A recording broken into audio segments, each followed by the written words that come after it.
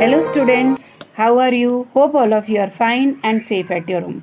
Students, in previous video we have started our chapter Towns, Trades and Craft Person. Now today we will discuss about this topic, a closer look Hampi, Masulipatanam and Surat. Now the architectural splendor of Hampi. Hampi is located in the Krishna Tungabhadra basin, which formed the nucleus of the Vijayanagar Empire founded in 1336. The magnificent ruins at Hampi reveal a well-fortified city. No mortar or cementing agent was used in the construction of these walls, and the technique followed was to wedge them together by interlocking. Hampi Nagar Krishna और तुंगभद्रा नदियों की घाटी में स्थित है।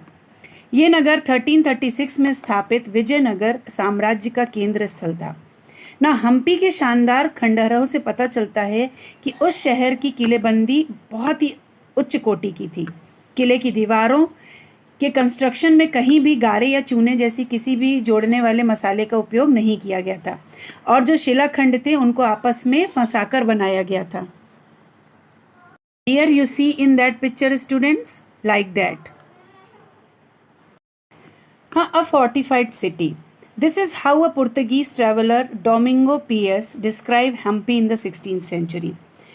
कि गोवा से आने वाले लोग जिस प्रवेश द्वार से गुजरते हैं, उस द्वार के भीतर राजा ने एक बहुत ही सुंदर सुगढ़ प्राचीरबद्ध नगर बना रखा है, जो दीवारों और बुर्जों से सुरक्षित है। ये दीवारें अन्य नगरों की दीवारों जैसी नहीं है, बल्कि बहुत मजबूत राजगीरी का ऐसा नमूना है जो अन्य भागों में बहुत कम देखने को मिलता है। इसके भीतर उसी रीति से बनाए गए भवनों की अत्यंत सुंदर कतारें हैं, जिनकी छत सपाट चपटी हैं।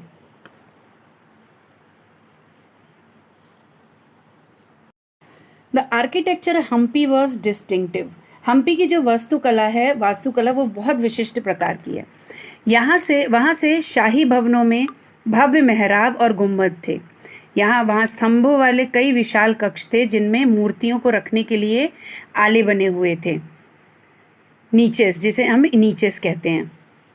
वहां सुनियोजित बाग बगीचे भी थे, जिनसे कमल और तोड़ों के आकृति वाले मूर्तिकला के नमूने थे। तो 15th और 16th सेंचुरी में जो स्कल्पचर था, तो वो बहुत ही हम्पी जो था बसल्ड विद कमर्शियल, तो सांस्कृतिक गतिविधियों से गुंजायमान रहता था, वाणिज्य था उसमें। तो उन दिनों हम्पी के बाजारों में जो मुस्लिम सौदागर थे, चेटियों थे और पुर्तगालियों थे, जैसे यूरोपीय व्यापारी जो भी थे, उनके एजेंडों का जमघट लगा रहता था हमेशा। जो मंदिर की सांस्कृतिक गतिविधियों के केंद्र होते थे, और जो उसमें देवदासियां जो थी, वो शिव मंदिर के अनेक स्तंभ वाले विशाल कक्षों में देव प्रतिमा राजा और प्रजाजनों के में डांस करते थे। तो यहाँ पर जैसे आपको बताते हैं कि जो महानवमी फेस्टिवल होता है, जो आज के जिसे हम नवरात्रि के नाम से जानते हैं, तो वो सबसे इम्पोर्टेंट फेस्टिवल हुआ करता था उस समय पर हम्पी में। तो उस समय जो आर्कियोलॉजिस्ट थे, उन्होंने उसको एक प्लेटफॉर्म बनाया था, जहां पर जो किंग थे, राजा थे, वो अपने जो अतिथि आते थे, गेस्ट आते थे, उनका स्वागत सत्कार करते थे, उनको ट्रिब्यूट देते थे, और उनके नीचे जो व्यक्ति होते थे वो उसको नजराने में उनको उपहार में लिया करते थे। तो वहीं पर बैठकर जो राजा था, वो नृत्य और संगीत जो होता था, मल्ल युद्ध होता था, ये सारे जो काम थे वो देखा करते थे। तो उस समय पर 1565 में दक्कनी जो सुल्तान थे, गोलकुंडा, बीजापुर, अहमदनगर, बरार और बीदर के शासकों ने के हाथों विजयनगर की पराजय के बाद हम्पी का जो था वो विनाश हो गया। नेक्स्ट पॉइंट में जाएंगे, a gateway to the west, सूरत।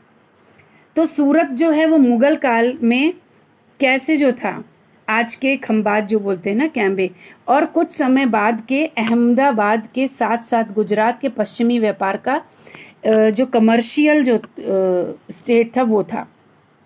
वहाँ पर सूरत ओजमुरा की खाड़ी से होकर पश्चिमी बंगाल एशिया के साथ व्यापार करने के लिए गया।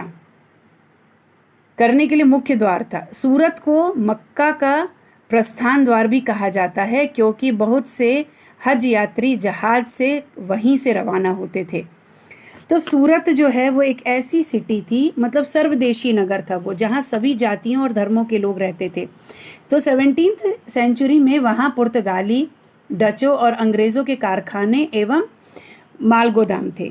तो अंग्रेज इतिहासकार जो थे ओबिंगटन ने 1689 में सूरत बंदरगाह का वर्णन करते हुए ये लिखा था कि किसी भी एक वक्त पर अलग अलग देशों के औसतन 100 जहाज इस बंदरगाह पर लंगर डाले खड़े देखे जा सकते थे। फिर सूरत में ऐसी अनेक दुकानें थी जो सूती कपड़े, थोक और फुटकर कीमतों पर बेचते थे। सूरत के जो कपड़े हैं अपने सुनहरे गोटा किनारियों के लिए प्रसिद्ध थे और उनके लिए पश्चिम एशिया, अफ्रीका और यूरोप में बाजार उपलब्ध थे। तो राज्य ने विश्व के सभी भागों से नगर में आने वाले लोगों की आवश्यकताओं को पूरा करने के लिए बहुत सारे आराम गृह बनवाए थे, प्लेजर पार्क्स जिसे बोलते हैं। तो वहाँ भव्य भवन थे, बहुत सारे मनोरंजन के साधन थे, स्थल भी थे। सूरत में काठियावाड़ी सेठों तथा महाजनों को बड़ी बड़ी साहूकारी कंपनियां थी। तो ऐसा उल्लेख किया जाता है कि सूरत में जारी की गई हुंडियों को दूर दूर तक मिस्र में काहिरा, इराक में बसरा और बेल्जियम में एंटवर्प के बाजारों में मान्यता प्राप्त थी। लेकिन किंतु 17th सेंचुरी के लास्ट के सालों में सूरत का भी अंधपतन स्टार्ट हो गया था, डिक्लाइन होना शुरू हो गया था। इसके कई कारण थे। एक तो मुगल साम्राज्य के पतन के कारण और उत्पादकता की कहानी से।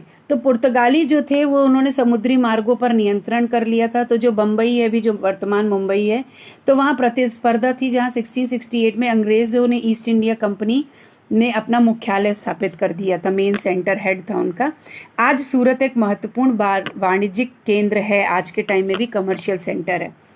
इसके बाद जो बहुत जोखिम भरा दौर था मसूलीपट्टनम के लिए चुनौतीपूर्ण था कि मसूलीपट्टनम या मछलीपट्टनम नगर से भी कृष्णा नदी के डेल्टा पर स्थित है। तो 17th सेंचुरी में यह अलग अलग प्रकार की गतिविधियों का नगर था। तो हॉलैंड और इंग्लैंड दोनों देशों को ईस्ट इंडिया कंपनियों में मसूलीपट्टनम पर नियंत्रण प्राप्त करने का उन्होंने बहुत प्रयास किया, क्योंकि तब तक वह आंध्र तट तक सबसे महत्वपूर्ण पतन बन गया था। तो मसूलीपट्टनम का जो किला था वो हॉलैंड वासियों ने बनाया था। फिर मछुआरों का एक गरीब नगर जिसे हम कह सकते हैं a poor fisher town. Golconda के कुतुबशाही शासकों ने कपड़ों, मसालों और अन्य चीज़ों की बिक्री पर शाही एकाधिकार लागू किया, जिससे कि वहाँ का जो व्यापार था पूरी तरह ईस्ट इंडिया कंपनी के हाथों में न चला जाए। तो जो अलग अलग व्यापारी थे, उनके जो समूह थे, उन्होंने गोलकुंडा में कुलीन वर्गों, फारसी सौदागरों, तेलुगु कॉमिटी, चेटियार और यूरोपीय व्यापारियों ने नगर को घनी आबादी वाला और समृद्धशाली बना दिया था। तो जब मुगलों ने गोलकुंडा तक अपनी शक्ति को बढ़ा लिया तो उनके प्रतिनिधि जो सूबेदार मीर जुमला ने, जो कि स्वयं एक सौदागर था, हॉलैंड वासियों और अंग्रेजों को आपस में भिड़ाना शुरू कर दिया। 1686 से 87 में मुगल जो थे बादशाह औरंगजेब ने गोलकुंडा को मुगल साम्राज्य में मिला लिया। अब जो यूरोपीय कंपनियों के सामने और जो ऑप्शंस थे उनके ढूंढने की समस्या खड़ी हुई। तो कंपनी की जो नई नीति थी उसके अंतर्गत केवल इतना ही पर्याप्त नहीं था कि पतन जो था वो भीतरी प्रदेश के उत्पन्न केंद्रों के साथ संबंध बनाए रखे, लेकिन इस बात की भी आवश्यकता महसूस की गई कि कंपनी के जो नए केंद्र थे, नए सेंटर्स थे, उसके साथ साथ पॉलिटिकल, एडमिनिस्ट्रेटिव, कमर्शियल रोल्स जो थे वो एक साथ कंबाइनली प्ले किए जाएं।